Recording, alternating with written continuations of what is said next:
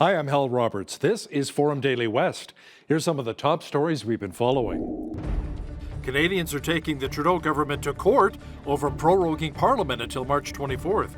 John Carpe from the Justice Centre will have more. A prominent Liberal MP said he's not interested in seeking the Liberal leadership. Finance Minister Dominic LeBlanc has said no thank you.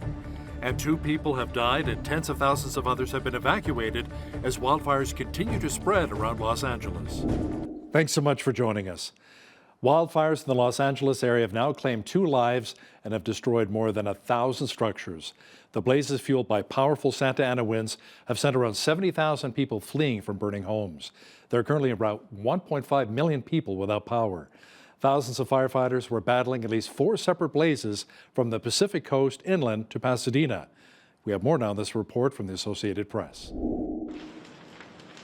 Thousands of firefighters have been battling at least 3 separate massive wildfires which have torn across several Los Angeles neighborhoods.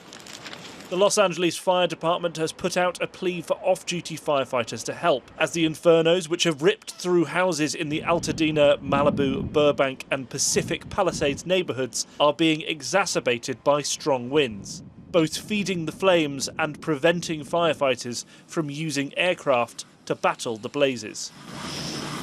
The fires prompted mass evacuations, with many fleeing their houses as flames burned outside. It was getting more and more frantic as, you know, the lights were getting darker and the sky was getting more red. It was scary. So I said, I'm just going to jump in the pool. I can barely swim, but I'm just going to, that's our only way out because the canyon is literally on fire on both sides. One fire, which started near a nature reserve in the foothills northeast of Los Angeles, spread so rapidly that this senior living centre was forced to evacuate people from their beds. The extent of the damage so far is unclear, but authorities said 2 people have been killed and many others have been hurt. We have over 2,000 acres burning at this time, and the fire continues to grow with 0% containment. And the cause of the fire is unknown and under investigation. Around 30,000 residents are under evacuation orders. 200,000 people are without power. 1,000 structures have been destroyed, and more than 13,000 structures are under threat. The NHL game between the Calgary Flames and LA Kings has been postponed tonight due to the wildfire threat in Los Angeles. As you heard in that report, the causes are still being investigated as to the blazes. And the U.S. Forest Service says 85% of all forest fires in the United States are human-caused. Israel's defense minister says troops have recovered the bodies of 2 more hostages from Gaza. Israel Katz says the bodies of Yosef al-Zidani and his son Hamza have been recovered in an operation. The men were taken captive during Hamas's attack back in October of 2023. The return of the bodies comes as Israel and Hamas are considering a ceasefire deal that would potentially free the remaining 100 or so hostages that the terrorist group Hamas is still holding. As the United States pushes for another ceasefire between Israel and Hamas, comes word that the Israel Defense Forces have uncovered a Hamas weapons factory. TBN's Israel correspondent Yair Pinto has more. A major push was made in the Gaza Strip over the last few days as a joint operation was carried out by the Air Force and the Southern Command, guided by the military intelligence and the Shin Bet. Aircrafts struck over 100 terror targets throughout the Gaza Strip this past weekend. In these strikes, dozens of Hamas terrorists were eliminated. That's according to the IDF and the Shin Bet, who added that the IDF attacked a number of launch sites from which rockets were fired into Israeli territory during the weekend were identified. Yesterday, let us recall, the IDF spokesperson's unit updated that forces from the Ya'alam unit under the command of the 99th Division located and destroyed as part of their activity in central Gaza and, with precise intelligence guidance, a tunnel route containing an underground weapons production site belonging to the Hamas terrorist organization. In the compound, several laths and machines for purchasing and cutting materials were found. This equipment was used to build rockets and other weaponry for Hamas to use against Israel. When we return, we'll have more of the top stories from the West with Forum Daily West.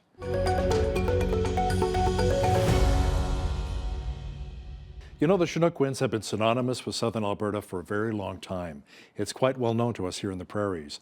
The warm, dry air during the cold winter months can many times feel like such a blessing. But how is a Chinook created?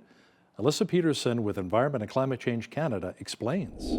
It's the phenomenon of you have to have mountains, you have to have, in our case, Rocky Mountains, but you have to have some sort of terrain feature.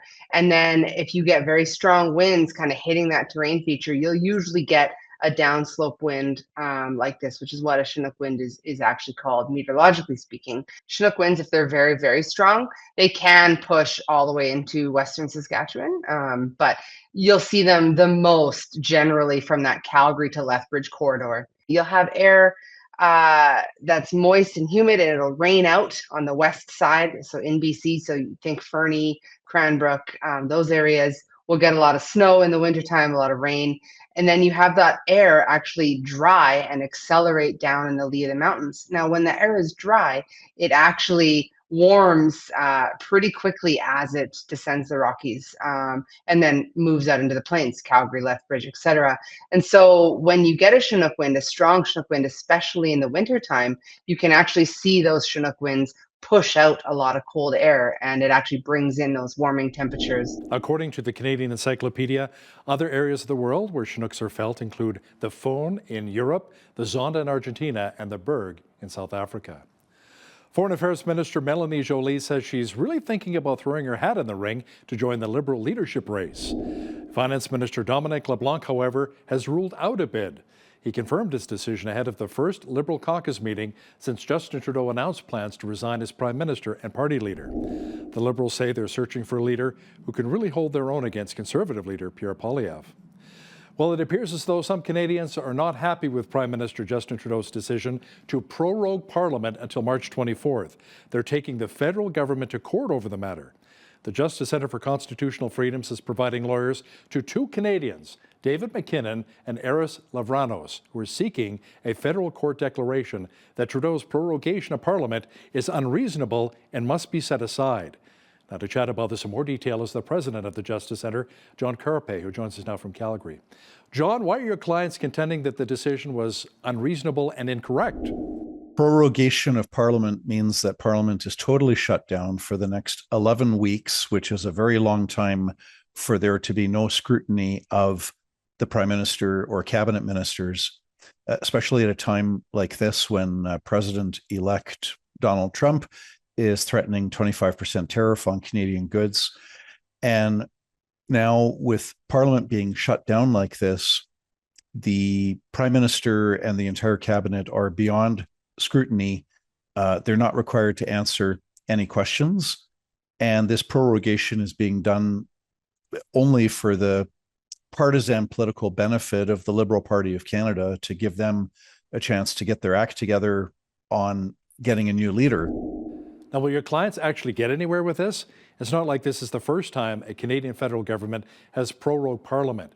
I mean, it happened when both Stephen Harper and John Chrétien were Prime Minister. Prorogation is normal part of parliamentary democracy and parliamentary proceeding, but it should not be used for the partisan interests. It shouldn't be used for political purposes to benefit one political party. Prime Minister Trudeau has said he wants a reset. Well, he could go back in and see how MPs vote on a confidence motion and see if they vote down the government and trigger elections. This keeps the Prime Minister in power for another 11 weeks, and it wrongfully prevents a confidence vote that I think the majority of MPs in the House of Commons want to proceed with. Dr. Lars Holstrom is a political science professor at the University of Lethbridge. He sat down with BCN's Naveen Day to explain the reason behind Trudeau's prorogation of Parliament and what's next for the Liberal Party of Canada. What does it mean to prorogue Parliament, and what's the difference between proroguing and just having a recess? Certainly. So proroguing Parliament is a mechanism to essentially end the current session of Parliament, which we know will be in effect until the end of March of this year, when the next session of Parliament will then begin anew. It means that the legislative activities of Parliament are functionally done until the end of that time. So it's not a coffee break, it's not a pause. A recess is typically more of a pause button and then you restart. In this case, essentially, we've gone beyond a pause and we'll restart with potentially even a new leader of the Liberal Party. It seems as though some Canadians are celebrating the fact that Prime Minister Justin Trudeau announced that he'll be resigning. Now here's a picture of a Dairy Queen in Langley, British Columbia. The owners posted on their marquee, Trudeau resignation special $2 burgers. And in Winnipeg, the Super 8 Hotel by Wyndham Winnipeg East offered a half-price special on rooms for January the 7th only. Hotel owner Justin Chinkle said he wanted to spread a little cheer and celebrate the upcoming change with fellow Canadians by doing something fun and light in these dark political times. Our country's premiers will be meeting with Prime Minister Trudeau in the capital next week to discuss Canada-U.S. relations. It comes as incoming U.S. President Donald Trump has suggested that he will make good on his promise to impose a 25% tariff on Canadian imports later this month. Ontario Premier Doug Ford pitched Trump on a vision to supply the two countries with energy. Ford wants to see the province's grid expanded to allow more energy sent to the United States. Alberta Premier Daniel Smith, meanwhile, has also discussed increased capacity of oil production to the United States. Well, we now know where Alberta's NDP leader will be seeking a seat. Naheed Nenshi will be looking to secure Strathcona, which is Rachel Notley's old riding.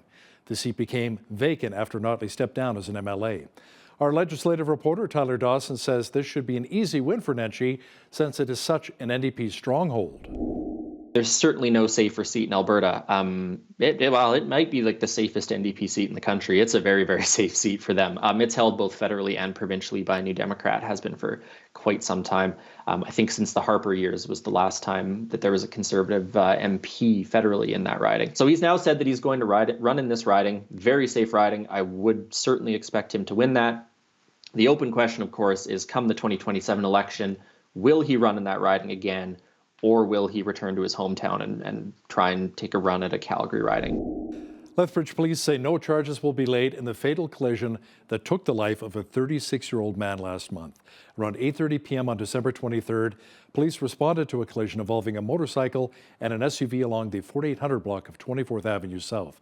Police say speed was a factor, and witnesses reported that the motorcyclist was engaged in a dangerous maneuver as he overtook another vehicle before striking the SUV, which was turning left. Police say the driver of the SUV could not see the motorcyclist until it was far too late. The investigation continues into the homicide death of 34-year-old Christina Weber on December 26th at the Super Lodge Motel in Lethbridge. The first of the three suspects, 36-year-old Kyle Douglas Doddridge, had a hearing on Wednesday, but it was adjourned until January 16th so that Doddridge can find counsel. Meanwhile, the mother of the victim told BCN, "We wish we could say what exactly was going on and what is on our mind, but everything is still closed by an ongoing investigation. Right now, we're planning our daughter's celebration of life, which takes everything and anything in us that was not brutally taken from us. We could not do this without Christina's youth friends. At this point, we prefer our privacy, and this might never change." The town of Taber has confirmed that they have ended photo radar completely across the town. After the Alberta government announced they will end photo radar across the province and provincial roads, they left the door open for municipalities to continue its use in playground, school, and construction zones. But the town of Taber is opting to get rid of all photo radar stations as they've been already reducing their revenue reliance coming from tickets. Mayor Andrew Prokop says this is in an effort to balance public safety and community priorities and move forward with more effective and transparent enforcement strategies in the future. The Taber Police Service has ensured that they will continue to enforce traffic safety in school, playground, and construction zones. Facebook and Instagram owner Meta says it is scrapping its third-party fact-checking program and replacing it with community notes written by users. Now, similar to the model used by Elon Musk's social media platform X. In an online video post, Meta CEO Mark Zuckerberg said the company is ending the program in the United States because expert fact-checkers have their own biases and too much content gets fact-checked. But a lot has happened over the last several years. There's been widespread debate about potential harms from online content. Governments and legacy media have pushed to censor more and more. A lot of this is clearly political, but there's also a lot of legitimately bad stuff out there. Drugs, terrorism, child exploitation. These are things that we take very seriously, and I want to make sure that we handle responsibly. So we built a lot of complex systems to moderate content. But the problem with complex systems is they make mistakes. Even if they accidentally censor just 1% of posts, that's millions of people. And we've reached a point where it's just too many mistakes and too much censorship. The recent elections also feel like a cultural tipping point towards once again prioritizing speech. So we're going to get back to our roots and focus on reducing mistakes, simplifying our policies, and restoring free expression on our platforms. That's your Forum Daily West report. I'm Hal Roberts. Thanks so much for watching.